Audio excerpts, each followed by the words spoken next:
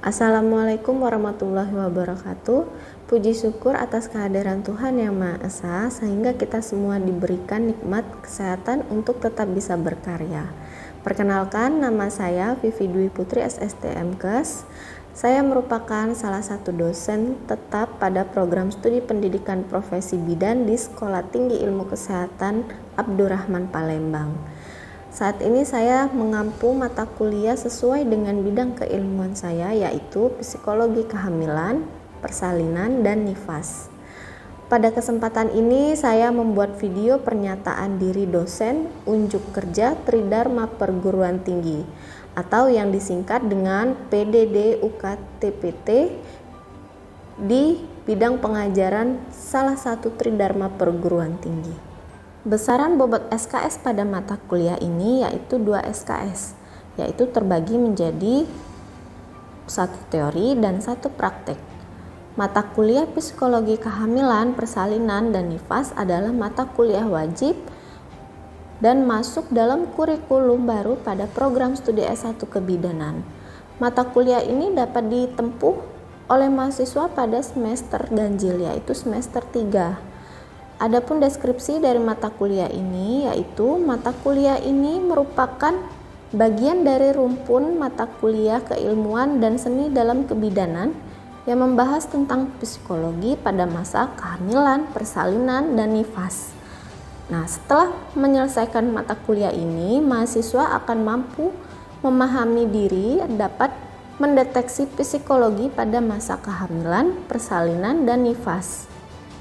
Dengan pendekatan manajemen kebidanan yang didasari konsep sikap dan keterampilan.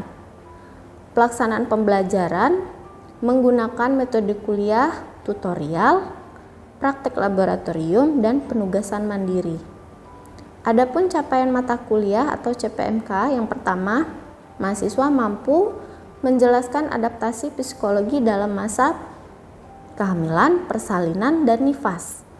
Yang kedua, mahasiswa mampu mendeskripsikan, menjelaskan adaptasi psikologi pada bayi.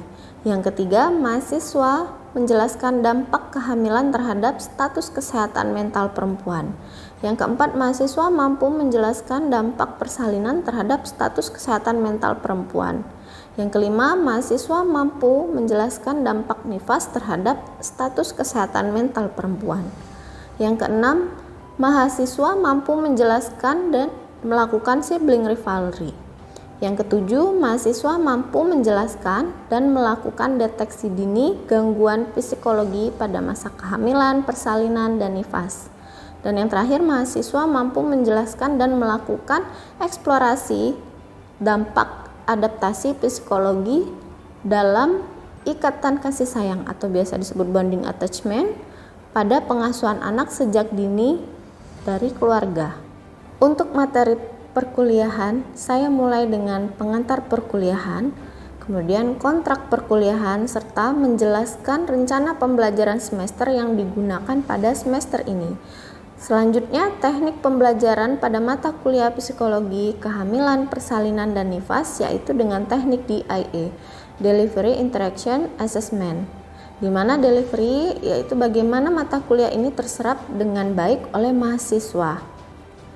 Saya menggunakan textbook dan jurnal yang dijadikan sebagai acuan pelaksanaan perkuliahan. Kemudian yang kedua, interaction. Interaksi mahasiswa saya menggunakan dengan interaksi mahasiswa di kelas. Saya juga menggunakan beberapa media seperti Google Meet, Zoom Meeting, yang mana saya gunakan sebagai interaksi online.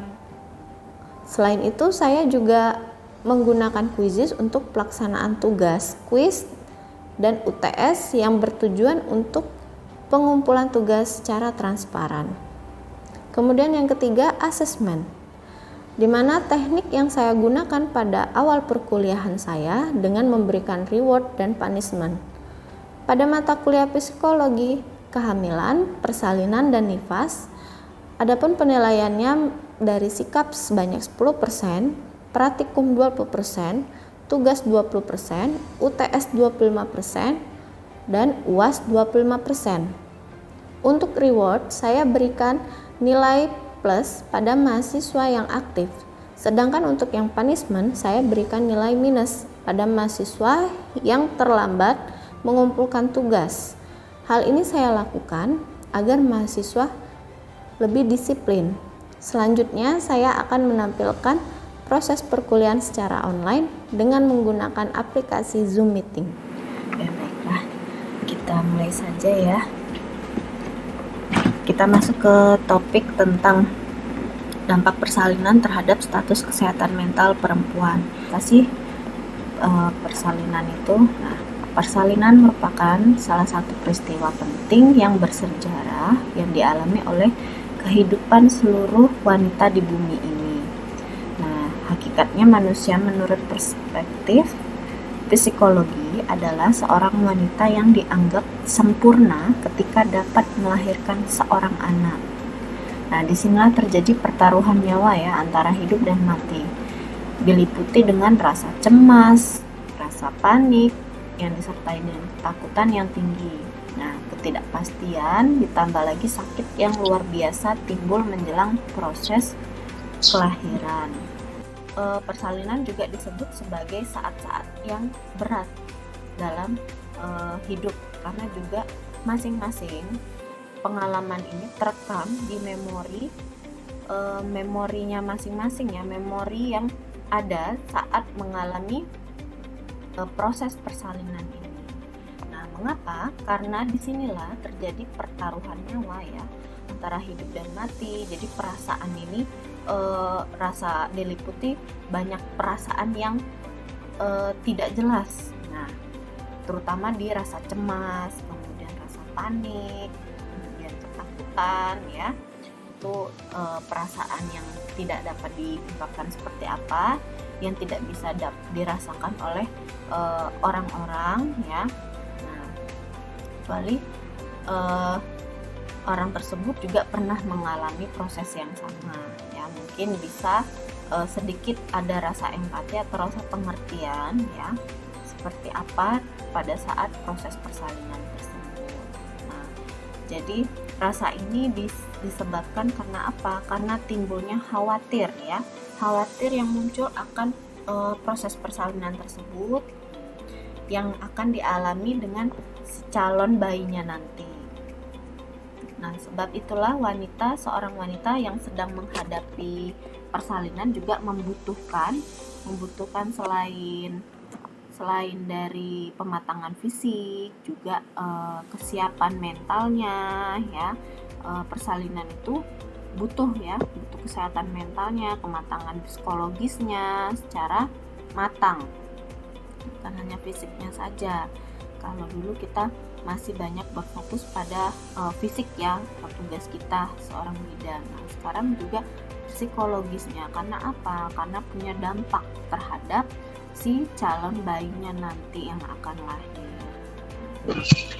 Jika terjadinya kematangan itu jelek atau buruk ya, atau bisa kita sebut belum siap, nah secara psikologisnya, secara kesehatan mentalnya, jadi seorang wanita tersebut juga akan mempengaruhi proses persalinannya ya, dimana banyak anggapan bahwa ada yang beberapa sudah pengalaman mengatakan proses persalinan seperti apa ya, ada yang bilang sakit yang luar biasa. Nah, itu membuat persepsi terhadap seorang ibu yang akan menghadapi persalinan tersebut semakin menambah rasa cemas tadi ya. Nah, yang kemarin juga kita bahas itu tentang si kortisol tadi ya, memicu rasa stres tadi. Nah, jadi mempengaruhi fisiknya ya, pada saat proses persalinan juga ya. Jadi mempengaruhi sifatnya juga, jadi karakternya juga. Nah, jadi misalnya ini ya, anggapan yang menyebabkan sistem saraf tadi. Nah, si ibu hamil tadi yang menuju proses persalinan harusnya lebih muda, tapi karena dia banyak mendengar atau banyak persepsi, banyak yang pendapat-pendapat yang dia dengar dari sana dari sini, dari ibu-ibu yang telah mengalami proses persalinan, jadi mempengaruhi si ibu tadi bisa menjadi lebih mudah marah misalnya, atau bahkan dia sudah stres duluan, sudah lemes duluan ya, atau bahkan bisa jadi marahnya itu dilampiaskan terhadap suaminya ya, atau bahkan dia ingin menyerah juga ada ya, karena itu beda-beda respon dari setiap ibu-ibu yang akan mengalami proses persalinan. Saya rasa ibu-ibu juga banyak sudah menemui di lapangan ya, cuman karena kita jarang untuk memperhatikan atau terlalu meneliti ke arah psikologinya, jadi kita lebih fokus terhadap fisiknya ya. Nah, tapi sebenarnya saat ini kita juga bisa ya kita selipkan. Nah, makanya sekarang ada pelajaran mata kuliah psikologi ini ya, karena juga kaitannya bisa dengan fisik seorang ibu yang akan menghadapi proses persalinan tersebut ya, mempengaruhi.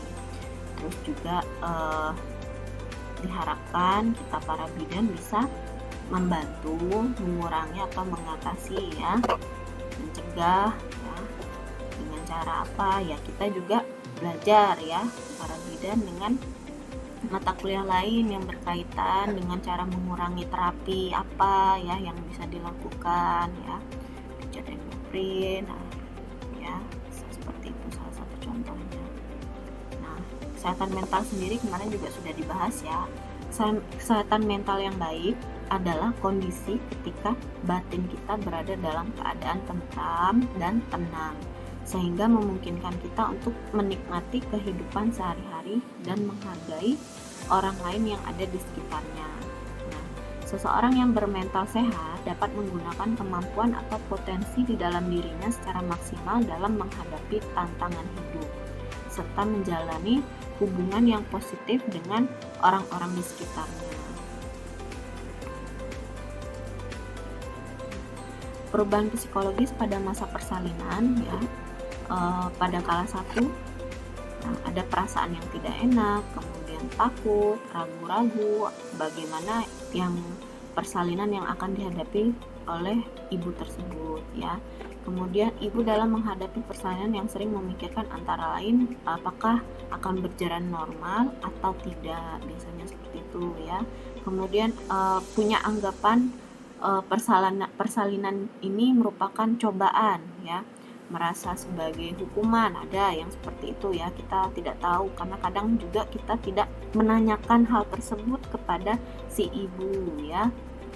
Kemudian apakah penolong persalinan dapat sabar dan bijaksana dalam menolong bayinya ya, dalam penolong persalinan ini dalam proses yang dilakukan ya.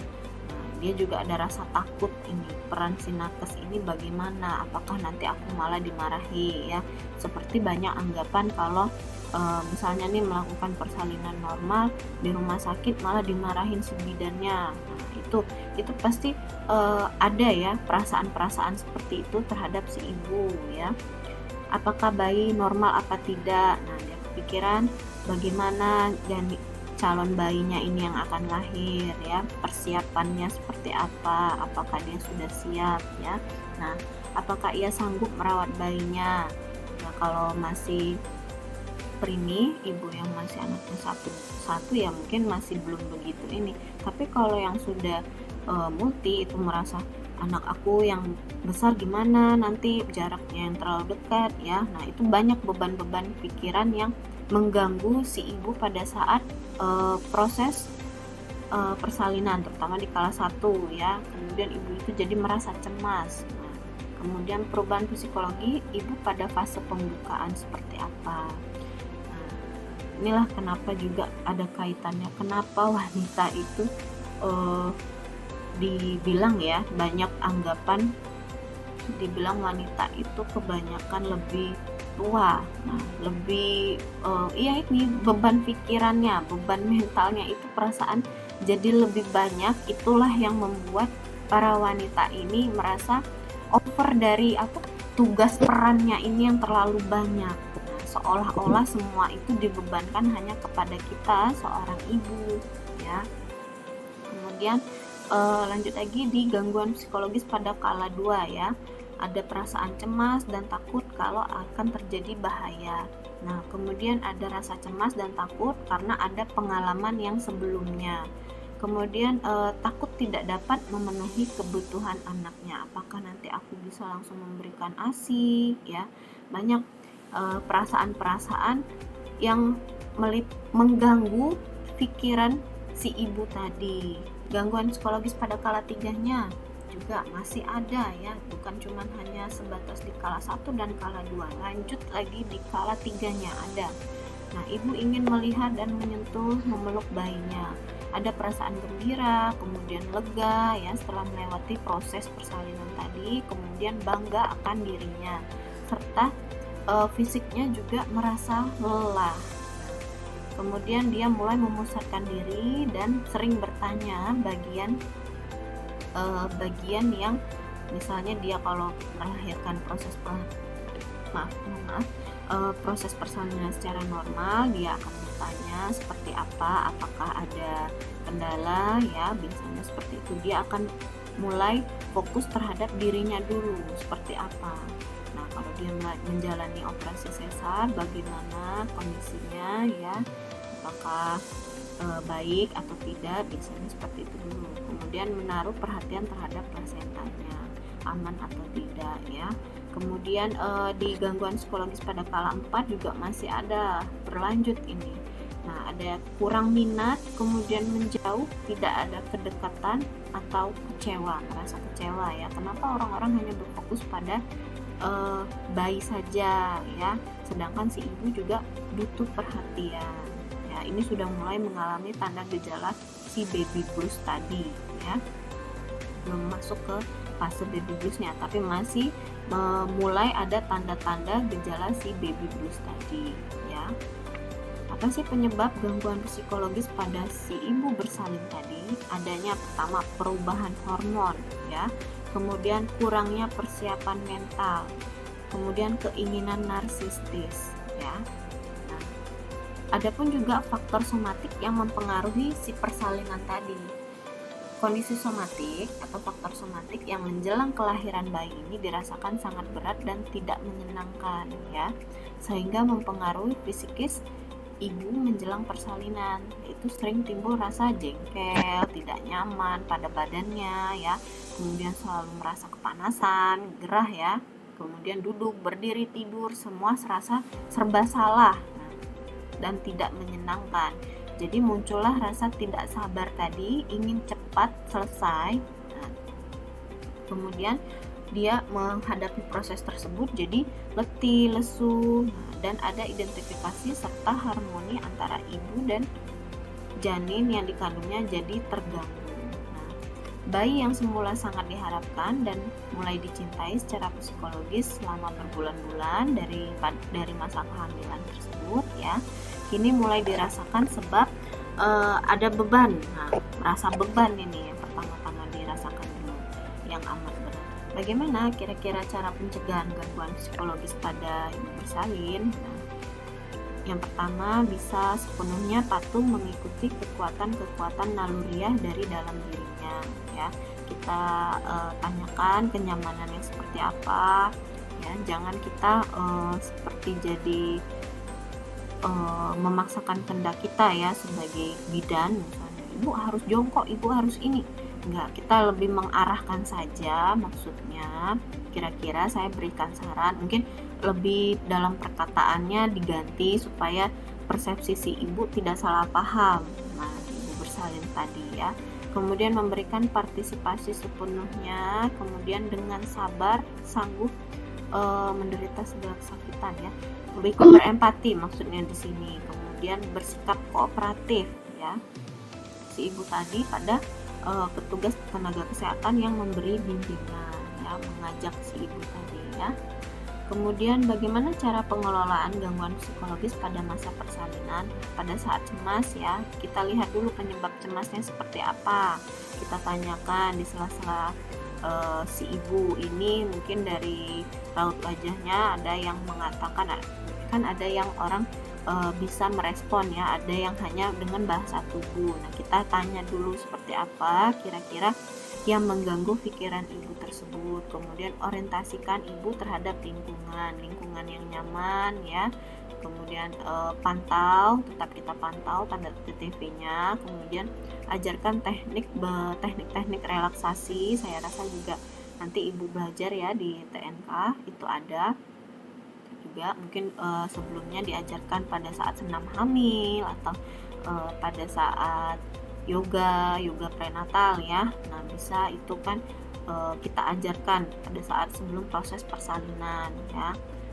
Pernafasan seperti apa, teknik relaksasinya ya. Nah, kemudian kemampuan mengontrol diri menurun pada saat kelas 1 di fase aktif. Nah, berikan support emosi dan fisik. Libatkan keluarga, terutama suami ya, untuk selalu mendampingi selama proses persalinan berlangsung. Nah, jadi itu untuk kemampuan pengontrolan diri si ibu. Nah, kemudian pada saat si ibu merasa takut, nah yang pertama di dalam dari diri sendiri ibu tersebut ya, kan sejak awal kehamilan memang sudah direncanakan baik fisik maupun mental. Jadi perlu diyakinkan lagi bahwa ini sudah pilihan sejak awal, jadi kita harus tetap bisa menghadapi proses tersebut. Nah, kalau dari orang lainnya kita ya dari orang luarnya bantu kurangi ketegangan si ibu ya, yakinkan bahwa hal ini merupakan satu hal yang normal. Kemudian beri bantuan moral, selalu bimbing si ibu saat ibu merasa kesakitan. Kemudian tetap beri support dan semangat ya terhadap ibu yang akan menghadapi proses persalinan tadi. Nah, di sini ya peran bidan dalam menghadapi perubahan psikologis ibu bersalin, konseling yang mungkin maksudnya di sini lebih ke di sela-sela ya, pada saat kelas 1 berikan afirmasi positif ya, dukungan ya, lebih kita anamnesnya ya, tanya-tanya di sela-sela, jadi lebih supaya si ibu mengeluarkan perasaannya, diungkapkan ya, maksudnya di sini konselingnya kira-kira seperti itu. Kemudian sentuhan lembut bidan, berikan relaksasi, kemudian ada pijatan lembut atau bahkan memeluk ya. Kemudian berikan informasi tentang kemajuan persalinan. Nah, kemudian yang keempat lanjut ke memimpin meneran saat ada tanda-tanda persalinan ya. Selanjutnya beri pujian saat ibu secara benar ya menerannya. Kemudian bagus beri pujian ya, jadi si ibu merasa kalau usaha dia itu sudah bagus. Nah, kemudian berikan ucapan selamat pada klien atau pada si ibu saat kelahiran anak ya, dan mengatakan bahwa kita sebagai bidan yang membantu si ibu ikut bahagia, ikut senang ya, proses berjalan lancar dan normal. Faktor-faktor yang mempengaruhi kesehatan mental, ada banyak faktor ya. Ini ada faktor internal dari dalam dulu, faktor internalnya ada dari kepribadian, kemudian kondisi fisik dan perkembangan dan kematangan di masing-masing umur ya. Makanya kita untuk wanita usia subur ada ya berapa yang kira-kira masuk kategori wajibnya hamil itu ya, kalau di bawah umur seperti apa. Nah, yang ini supaya kesehatan mentalnya ini sudah matang, diharapkan seperti itu. Nah, kemudian kondisi psikologisnya ya, kemudian keberagamaannya, kemudian sikap dalam menghadapi masalah di dalam hidupnya, kemudian kebermaknaan hidupnya, bagaimana dia memaknai hidupnya, cara pandangnya maksudnya di sini ya. Kemudian keseimbangan dalam pola pikir. Ada juga dari faktor eksternalnya ya, keadaan sosial, ekonomi, kemudian politik, adat, kebiasaan yang tadi ya, budaya tadi, kemudian lingkungan ya mempengaruhi.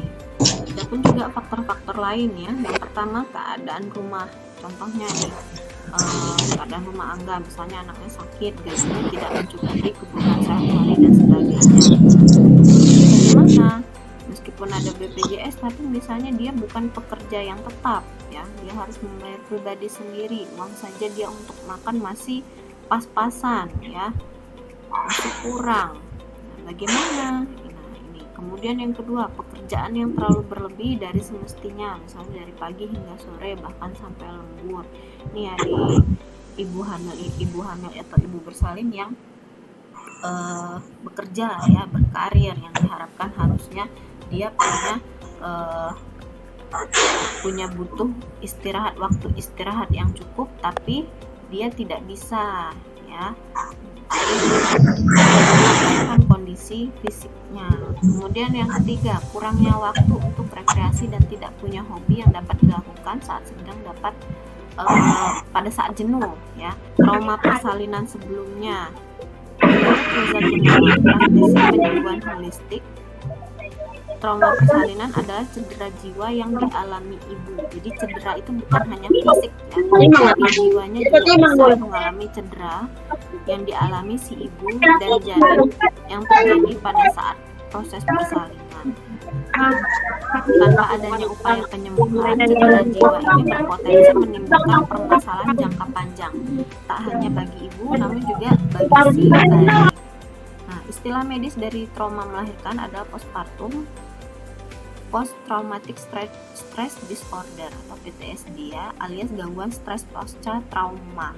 Nah, penyebab trauma melahirkan adalah karena adanya kejadian traumatis yang berkaitan dengan kehamilan maupun proses persalinan tadi. Nah, terkadang kombinasi dari baby blues, depresi postpartum, bahkan sampai psikosis postpartum sering dihubungkan dengan trauma pasca melahirkan. Nah, proses kelahiran yang traumatis dapat berdampak pada kesehatan mental dan hubungan keluarga pasca kelahiran si bayi. Hal yang berpotensi menciptakan trauma persalinan: yang pertama, persalinan yang lama dan menyakitkan. Kemudian yang kedua, proses induksi persalinan dan sakit yang menyiksa. Kemudian perasaan hilangnya kendali saat proses persalinan. Kemudian tindakan SC dan tingginya tingkat intervensi medis. Kemudian perlakuan yang kasar atau kurang menyenangkan dari penolong persalinan, baik bidan, dokter atau para medis, ya. Kemudian yang keenam, kekhawatiran akan keselamatan bayinya. Nah, yang ketujuh, bayi yang dirawat di dalam NICU. Kemudian yang kedelapan, trauma sebelumnya atau ada masa pelecehan, ya, pelecehan semasa anak-anak. Gejala trauma pada saat proses melahirkan: yang pertama, mengalami peristiwa yang melibatkan ancaman, cedera serius atau bahkan kematian. Nah, yang kedua, perasaan takut, tidak berdaya setiap kali mengingat pengalaman tersebut. Kemudian yang ketiga, teror kilas balik, flashback, ya, ingatan seseorang itu tiba-tiba kadang muncul. Nah, mimpi buruk dan bahkan berhalusinasi, ya. Kemudian yang keempat, merasa tertekan, cemas atau mengalami serangan panik. Yang kelima, cenderung menghindari apapun yang mengingatkan peristiwa saat melahirkan. Dia berusaha mengelak, ya, berusaha menghindar. Kemudian yang keenam, enggan berinteraksi atau melihat bayi untuk sementara waktu. Nah, yang ketujuh, susah tidur atau sulit tidur dan susah berkonsentrasi. Nah, kemudian yang kedelapan, mudah marah, mudah tersinggung, sangat waspada. Ada juga yang merasa selalu gelisah, tidak tenang, ya. Kemudian yang kesembilan, bereaksi berlebihan ketika dikejutkan oleh suara atau sentuhan. Apa sih dampak saat ibu mengalami trauma tersebut, ya, trauma melahirkan tersebut? Nah, yang pertama, kecil kemungkinan bagi ibu untuk mau hamil dan melahirkan lagi, ya.